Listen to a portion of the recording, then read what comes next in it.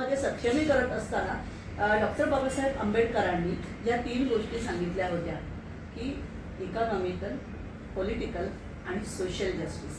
ह्या ज्या economical justice, political justice आणि सोशल जस्टिस हा आमच्या इथे म्हणजे पनवेलमध्ये त्याची सुरुवात ममताताईंनी केली ना, की बाबा हा देशपातळीवरती आम्ही विचार करतोय, पण अजून आरक्षणाला विरोध होतोय. हे सगळं करत असताना महिला बाल कल्याणच्या माध्यमातून मला हे जर करणं शक्य आहे तर महिलांचं इकॉनॉमिकल जस्टिस त्यांना मिळणं, त्यांना सोशल जस्टिस मिळणं आणि पॉलिटिकल जस्टिससाठी पुढाकार घेणं हे स्त्री म्हणून आणि एक महिला बाल कल्याण सभापती म्हणून सुद्धा माझं दायित्व आहे. आणि म्हणून त्यांनी घेतलेला विचार आणि घेतलेला निर्णय हा स्वागतार्ह तर आहेच, पण असाच विचार देशभरातल्या सगळ्या महिला ज्या नरेंद्र मोदींच्या विचारधारेवरती काम करणार त्या करतात. आणि डॉक्टर बाबासाहेब आंबेडकरांनी महिलांना मतदानाचा अधिकार दिला आणि संविधान सभेत बोलताना ते हेही म्हणाले होते तेव्हा की महिलांना राजकीय आरक्षण सुद्धा असायला हवं. त्यामुळे संविधानाचा विचार आणि डॉक्टर बाबासाहेब आंबेडकरांचे विचार खऱ्या अर्थानं पुढे घेऊन जाण्याचा प्रयत्न आणि ते लागू करण्याचा प्रयत्न जर कोणी करत असेल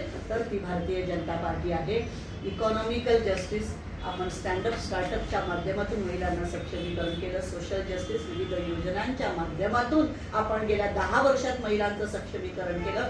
आणि आता पॉलिटिकल जस्टिस म्हणून आपण 33% आरक्षणाचा मुद्दा आणला आणि हे नारी शक्ती वंदन विधेयक मंजूर व्हावं यासाठी प्रयत्न केला आणि करतोय. आणि हे केलं कोणी वंदन, हे विधेयक मंजूर करते भारतीय जनता पार्टी, नरेंद्र मोदींच्या नेतृत्वातलं सरकारच करेल हाही मला विश्वास आहे. आणि तोच खरा डॉक्टर बाबासाहेब आंबेडकरांचा विचार भारतीय जनता पार्टी पुढे घेऊन जग झाले. मी म्हटलं ना मगाशीच जेव्हा बोलताना मी सांगितलं गेल्या 10 वर्षात तिचा वेळ खूप वाचलाय.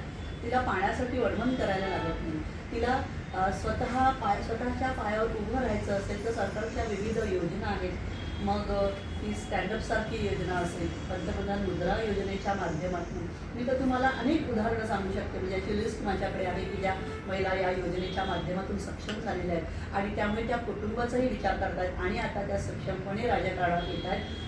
नरेंद्र मोदींच्या नेतृत्वात हे आरक्षण तर मिळेल, पण नारी शक्ती जसं मी म्हटलं की हा काँग्रेसचा खरा चेहरा ज्यावेळेस आणि विरोधकांचा खरा चेहरा ज्यावेळेस त्या नारी शक्तीच्या समोर आला त्या सक्षमपणे उतरती भारतीय जनता पार्टी. आणि आता ज्या महिला या विचारधारेवरती तळागाळात काम करतात त्या सुद्धा त्या एकमेकींच्या सोबत उभ्या राहून समर्थन देतील आणि त्यांना स्ट्रॉंग करतील. आणि येता काळ हा निश्चितपणे नरेंद्रभाई मोदी यांच्या नेतृत्वात महिला सक्षमीकरणाचा आणि तिच्या राजकारणातल्या स्थैर्याचा दिसेल.